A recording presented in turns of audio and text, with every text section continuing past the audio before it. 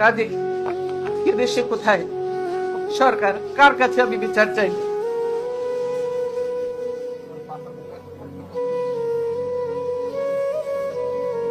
দীর্ঘদিনের সংসারের সব মালামাল রেখে আমাকে এক কাপড়ে বাড়ি থেকে বেরিয়ে আসতে হলো,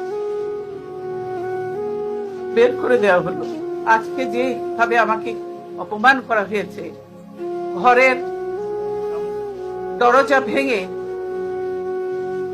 ভেঙে আমার বেডরুমের দরজা ভেঙে রীতিমতো ট্রেনিং হিসেবে তারা বের করেছে এবং এমন ভাবে বলছে যে পুরুষ মানুষ এমন ভাবে বলছে যে জোর করে ওনাকে উঠিয়ে নিয়ে আসেন, জোর করে দরকার হলে ওনাকে কোলে উঠিয়ে নিয়ে আসেন। এরকম ভাবে একটা সরকারের এই আচরণ।